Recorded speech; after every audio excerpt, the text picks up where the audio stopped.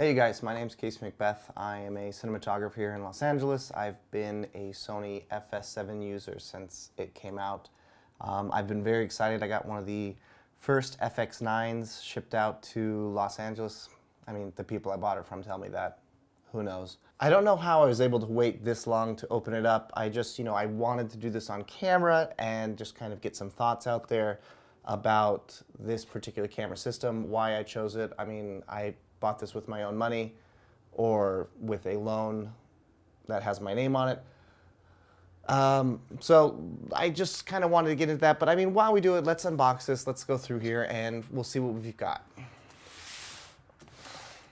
This is an annoyingly elaborate box. Anyways, so at the time when I got the FS7, I was doing a lot of non-cinematic stuff. I was doing the things that pay the bills for people like me or like you if you're interested in being a cinematographer, being a cameraman, being a videographer. I was doing a lot of red carpets, documentary work. I was doing a lot of interesting, like just news gathering stuff for TV.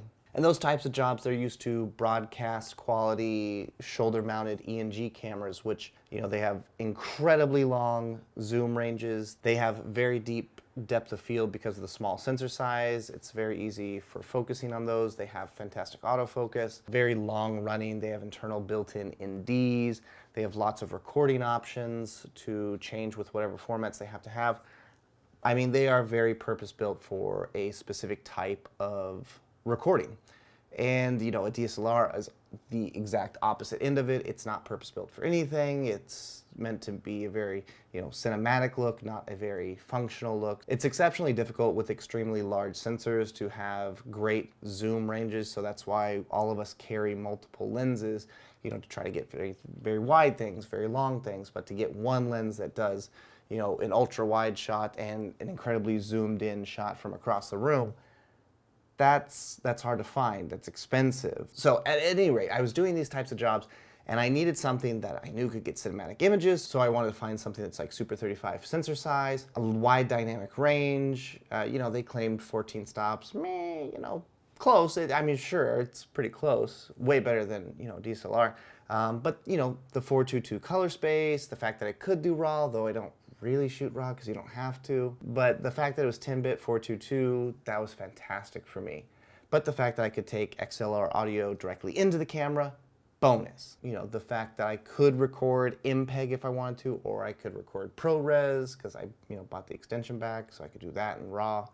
Never did RAW. Or the fact that I could do this really nicely compressed XAVC. I loved it. I thought it was a fantastic camera. It suited all my needs. Anyways, kind of off topic if we're doing an unboxing. Is this an unboxing? I don't know. So first up is this package of stuff that you throw away. So in here we've got a bunch of stuff for Catalyst Browse, which is Sony's proprietary software system. I feel like this might be a little bit more useful, at least in the beginning with the FX9, because this does include the Catalyst Prepare, which I believe is what's needed to make use of the metadata stabilization that the camera offers, which is, of course, a really weird thing, but until some more NLEs or nonlinear editors or like Adobe Premiere, Final Cut, DaVinci, until those offer a way to use the metadata for stabilization, this might be the only way to do it, which is annoying, obviously. Then there's a gigantic multilingual user manual for the battery charger. Not important.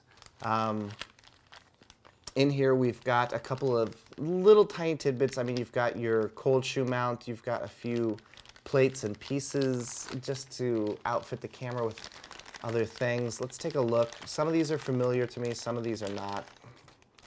So like I said, there's a cold shoe on here. We'll take a look at the top handle, see if this is like an extra thing or if this is something that needs to be installed. Some little rod bushings for holding on to something. We'll see what happens.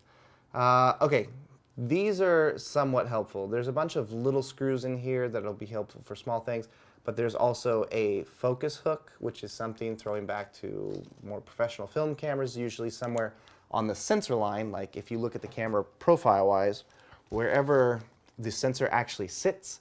Usually there's some marking on the outside of the camera to tell you where that is, so you can get exact measurement marks from the sensor to the subject.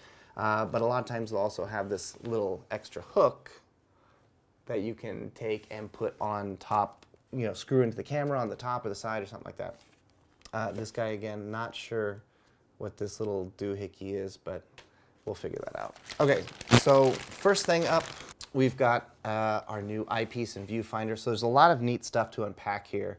Some of the things that I got excited about when this camera was announced was that the viewfinder eyepiece was going to be improved. I have the original FS7, so of course I've got the round rod eyepiece, so it's always kind of just a little off. I always have to adjust it. I start noticing that everything looks a little canted, and then I realize it's because the fucking viewfinder has been offset a little bit. Some of the other cool stuff about this one is, you know, a lot more secure. I've had a few friends, you know, damage the little cable coming out of the first guy. Not super common, but if you're super rough with your stuff, it can happen. I'm pretty excited to see what's going on with this new loop, because I really enjoy working with this guy without the loop. I don't do a ton of shoulder-mounted stuff, and when I do, I still like to have, you know, a lot of surrounding. I don't necessarily need the third point of contact, although that will absolutely firm up your shot and give you more control. Usually when I'm going handheld, I'm doing an action film, and I don't really want that extra level of control. If I'm doing run-around ENG documentary stuff, working with stabilized lenses can help a lot. The stabilized system in the camera might be there, but also, you know, just having good grips and handles, that'll go a long way. So what I am excited about is that, if I remember this correctly, this little guy, pull back on the tab, bonk, yeah, okay. So this dude comes out. I heard it's overall smaller, a little bit better sealed to keep it from filling up with dirt, because mine is, on my FS7, is disgusting with dirt. But it's nice because you still can keep this little sunshade portion on the viewfinder, which is excellent, because I can't tell you the number of times I've had this sort of setup where I only need it to kind of block the viewfinder a little bit, but then I got this whole thing on here flopping around. Not my favorite way to work. But now we've got this. That's fantastic. And I think it's based off the FS7 Mark II or the FS5. Little one latch here, and then the whole thing comes off. Whereas on mine, you've got two. It's super fiddly. So this is really fantastic. So as I understand, this is also a big upgrade as far as resolution goes. Again, not 1080. I don't know why. This is a 720p monitor. Also, by the way, I don't look anything up. I am telling you this as I remember it from publications I've read and from other educational videos I've seen. So if I get anything wrong, I'll try to edit it out. But let's pull a few more things out of the box. Burp, burp, burp, burp, burp. Hey, we got a little power cable. Amazing. What a fun day. Oh. Another power cable. Wow. Two. This is my lucky day. Here's something. So this is a power adapter, one of these power cables is for. So hardline power for the camera. Nice big single pin barrel connector on the back. Interesting note, big letters on here, 19.5 volts. So this camera is a bit of a beast, and this has been something that everybody's been talking about, like, what do we do? How do we power this camera? 19.5 volts, that's a big draw. That's a big step up from the FS7, which I've enjoyed as a camera. I can slap a V-Lock battery on it, and I can usually enjoy between 4 and 5 hours. And I'm talking like a regular size, like 130 watt hour, not a giant battery. You know, 4 to 5 hours, you don't have to worry about it. And that's with, you know, maybe like a wireless transmitter or something for video. That's really fun. That's amazing. How relaxing, you know, 2 batteries typically could get you through a full 12-hour shooting day. You know, assuming you're turning off for lunch, you don't turn it on first thing in the morning, blah, blah, blah, blah, blah. So that's something I'm a little worried about, especially going to the internal batteries. I've got a job coming up where I'm going to India. I'd love to keep the camera as light as possible. just because I've had my FS7 really built out for the last few years, and I recently shot with a friend. She keeps hers, you know, just a body, battery in it, and the lens. Like, what a difference. It's so light and nimble. Really, really fun. So at least for the job in India, I'm gonna try to keep this as small as possible. So I'm gonna go internal batteries. All right, so we've got another of your basic Sony battery charger, single channel. Another use for one of our bad boy power cables. This one also has a power output, but if you'll notice, this is absolutely a different connector, significantly smaller. I'm gonna assume this is the same one that I would use on my FS7. Completely useless for me. Should I cut it off? No, probably not. I could use this for the FS7 if I wanted to, because on mine I did modify it. I cut it in half. Well, I cut 18 inches off of one side and put them back together with a P-tap connector, so it would still function as house power if I needed that, but then I could disconnect it and use it as a P-tap power cable if I was doing something really crazy, which I do from time to time. Okay, so we've also got a USB micro cable. Wow, they really, a lot of packaging in here. Also trash. Okay, so we're getting close to the good stuff. I'll try to save the fun stuff for the very end. First thing, obviously, we've got our typical packaging and branding for lithium-ion battery. Oh no, BPU 35, oh. What a bummer. Yeah, okay. I remember when I got my FS7, I didn't get a BPU 60, which is probably like the perfect size battery. Not too big, where it hangs out of the camera, not too small, where it doesn't last you very long. It is a BPU 30. I ended up buying like 3 of the BPU 60s, blah, blah, blah. I lost the small one somewhere. Always keep track of your batteries, especially when they're this expensive. But also, always buy third-party batteries. It's just a battery. If you can buy 6 knockoff batteries for the price of 1 real battery, just buy the 6 knockoffs. Okay, a bunch of safety warnings that are gigantic. You know what, I just want to open this because this is always kind of funny. All right, so here's our warnings. Here's our safety instructions for the battery. Here's the battery. You know, figure that out.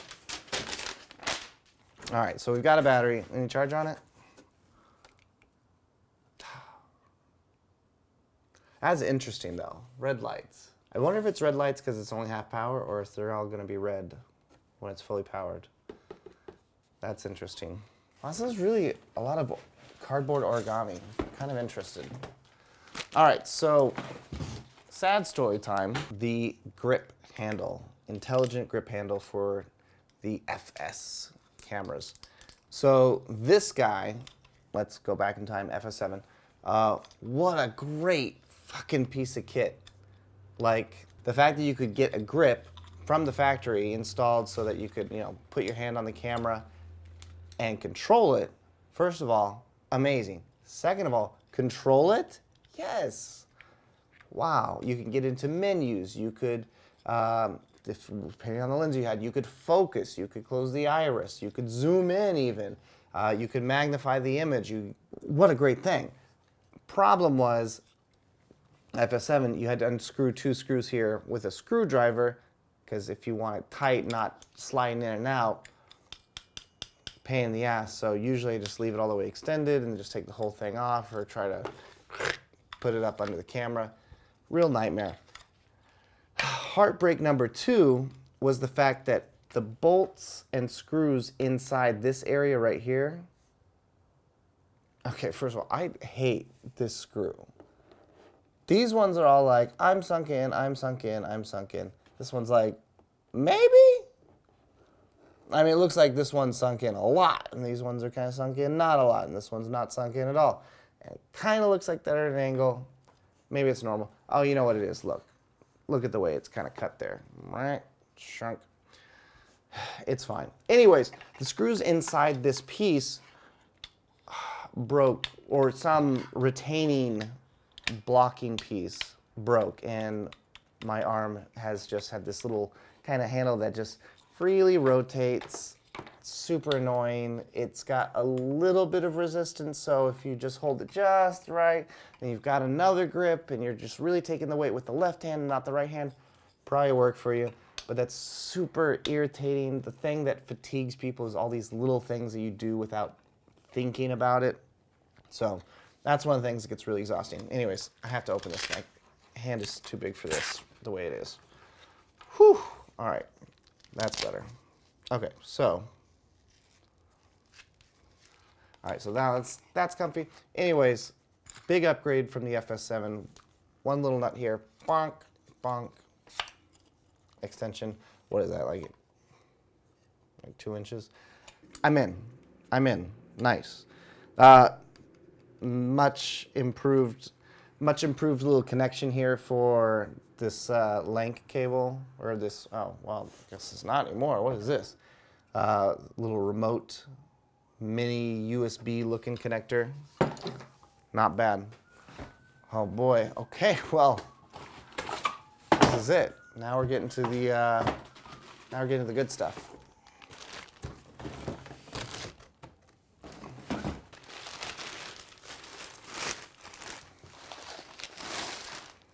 Wow. Is that something? Or is that something? Wow, fuck me up. This is nice. So I'm hopefully understandably excited. Anyways, let's check this out. So the first thing that we're going to notice on the body here, like just on the operator side, is the enormous addition of buttons here. Like this has all gotten much crazier. Push auto buttons, not in love with those, but again, if you're doing documentary stuff and you don't have time to like think, it doesn't seem like a big deal. Like you walk into a place, you're like, this is maybe 4,200, maybe a little on the green side. Meh. You can dial it in. All the thinking, all the dialing in can go away with the push of a button. Not suggesting it for everyday stuff, but if it's the difference between getting a shot and not getting a shot, get the shot with auto. What are you going to do? It's not the perfect solution. All right, so if you're previously familiar with like the FS5, you're familiar, or the FS7 Mark II, you're familiar with the electronically variable ND. That's really exciting. The FS7, I always felt like the first one wasn't 2 stops. It always felt more like 3 or 2.5. Like, I mean, it was something, you know. It just wasn't right. So the fact that we've got ND variable on here now, I'm really excited about that. And the fact that you can use the ND as part of the auto exposure thing, that's really cool. If you're by yourself, like I am a lot of times on these weird one-man band jobs that are ENG, that are narrative, you know, sometimes you have to, you know, do an iris pull, but I hate iris pulls. Like unless you want the depth of field change, don't do an iris pull, do something else. And I've come up, you know, with different ways of getting around that. But if you have something built into the camera that works well and can be seamless, badass. Okay, so we've finally got some volume buttons on the outside. Again, not that useful from day to day. However, the few times when you're trying to play something back and hear what's being said, being able to control the volume right away, what a fucking lifesaver. That's amazing. The number of buttons on here is bonkers, though. I mean, we have this typical, you know, button 6, 5, and 4 on here, you know, custom function buttons. Not that I really ever used 6 that often. That one was always kind of a weird one. Just, it's a weird spot, like, I don't need it. But we've got 1, 2, 3 like before, but we've also got 7, 8, and 9. That's, what on earth am I gonna do with all these buttons? So now one of the great things about this camera that I'm really excited about is the autofocus. Again, like I said, I do a lot of stuff on my own. At the start of my career, I was doing DSLR and then Blackmagic pocket camera, obviously not autofocusing lenses in video. And you know, I was using old vintage Nikon lenses because I thought they were cool. And you know, if they work great for narrative, why not use them for interviews? I mean, the interviews looked great, but best workflow, I don't know. At any rate, so obviously, if anything changed with focus, I was totally screwed because, you know, little tiny monitors, you're trying to pay attention to a bunch of different cameras and audio equipment at once. If somebody leans forward in their chair, all of a sudden they're out of focus. Now with autofocus, like I'm using here on this camera, you know, I could do anything I want, and it's gonna do a pretty damn great job of keeping me in focus. So to have a big camera like that, a full frame camera, cinematic camera, a work-ready camera that can continuously autofocus during like an interview, or if I'm wandering around capturing a documentary and trying not to trip over shit while I'm following somebody and it's just gonna focus for me. What a lifesaver. I happily plan on using the autofocus as much as possible. On the extension unit, which by the way, I did not get. I wrestled with it. I was gonna get it just because that's what I do. I get the full kit, like whatever a rental house would have, that's what I have. You know, if a rental house is gonna have every lens mount adapter, that's what I'm gonna have. If a you know, camera rental house is gonna have 3 or 4 media cards, that's what I'm gonna have. So not having the extension pack is a bit weird, but the main point of everybody who's used to the FS7 is you bought it on the FS7 if you needed timecode, ProRes, or RAW. First one, timecode, that applies to damn near every professional situation. Everybody needs timecode. And, you know, if you have to buy this extra piece to get the timecode, you're gonna buy the extra piece. Now, if you did RAW, again, not necessary, really overkill, you would get that. If you want to do ProRes, not necessarily overkill, but very limiting in the fact that you couldn't do the high speed, you couldn't do the 4K. I mean, just that was, if you're doing totally normal 1080 stuff, great, bang, there's an awesome codec, it's less noisy than the XAVC. It's 3 times bigger, but it's a great codec. Bonk, new nice little switch release here for the memory card, so you don't have to worry about accidentally bumping it open just by pushing on the back of the camera, or like, you know, pressing it into yourself as you're running around. As I understand, these now stick out at a nicer angle and are more easily retrievable as you are operating the camera or using the camera in colder conditions, maybe with gloves on. That has absolutely happened to me before, so that's a welcome addition. Thumbnail menu buttons have moved a little deeper into the camera rather than being back here. Thing that I love though is instead of just a fucking dumbass wheel and a left and right button operating menus, you now have an up, down, left, right, and an enter button. So that should make some things a little bit easier. I can't wait to see what they do with playback, because playback has always been a bit of a fucking hassle for me, if I'm honest. Not a great playback camera because you have to wait for them all to load, and if you know, press and hold for not long enough and let go, then you skip to the next clip. Hard to figure out where you're at. Real fucking nightmare. Real fucking nightmare. The headphone jack has been moved to the bottom. Not a big deal. Interesting choice. I'm gonna like to see how that plays out as I get closer to my finalized setup, because I typically will put on a larger base plate for rods, for a VCT. Is that gonna be kind of closed off in the way? Probably. How was it on the FS7 up here? Fucking terrible, because I always had the raw extension pack on there, so it's buried in there. Really a nightmare to get to.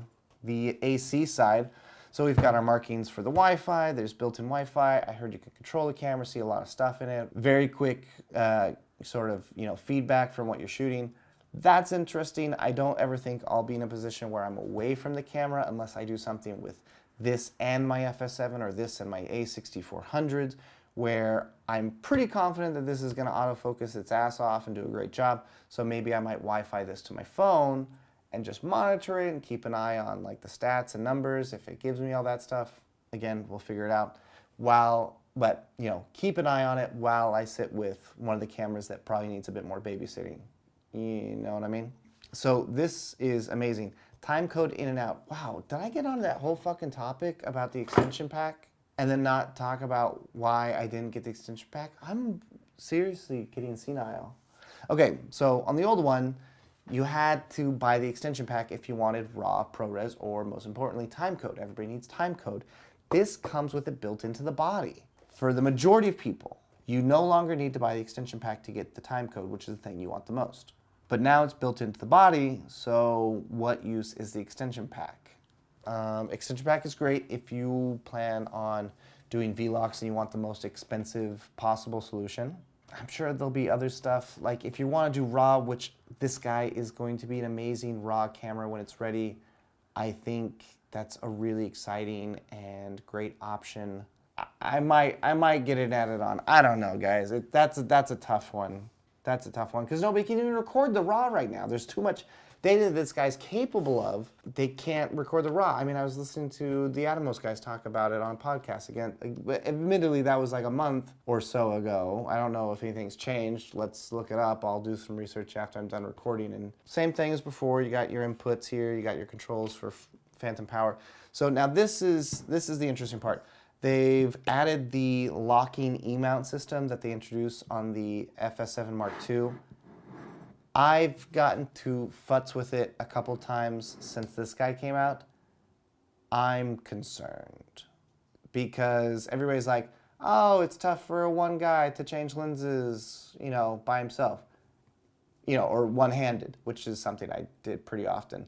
Yeah, it is, actually. It's a bit of a pain in the ass. So how's that going to work? We'll test it out here in a minute because I've got some lenses. I'm going to turn this on and we'll see what happens. And then last thing, so I'm kind of excited about is that this is, again, very similar to the FS7, especially this top handle and this top plate. This whole little bump thing looks new. I'm not 100% sold that this is the exact same thing as the FS7. Because one of my favorite modifications that I did to mine was I stripped the top handle off. I know that comes with some problems. I'll explain later. And I put a cheese plate on, two-piece from Small Rig. I added a NATO rail in the front to tie those guys together because the way they mounted was not perfect. So then I had a cheese plate on top if I wanted to bolt stuff to the camera. But then I had a removable handle that I could mount, you know, the mic and monitor to. So I was able to strip this guy down to just a nice little cuboid that was easy to throw in a backpack along with the other accessories packed in a way that made sense. Not the way that it gives you, but a way that made sense, that was economical for space. Not sure if I'm going to be able to do the same thing until somebody comes out with some stuff. So Small Rig, I am looking to you. I'm going to be hitting you guys up. I did originally have a tilt-to-bottom plate on my FS7. Is that the way I go this time? I don't know. I don't know. The thing that I liked about it was that it was kind of cheap, and I also liked the design because it had this thing that went in the front. Like, oh, so cool. But then I realized that none of it had been threaded. It was all bullshit. I got super pissed about that. It was really annoying. I ended up tapping a bunch of the screws myself, then I sold the fucking thing. So, you know, I'll check it out. Maybe they learned some stuff. I never talked to them about my problems, which I should have. Companies nowadays are really responsive when you tell them like the issues you have with stuff.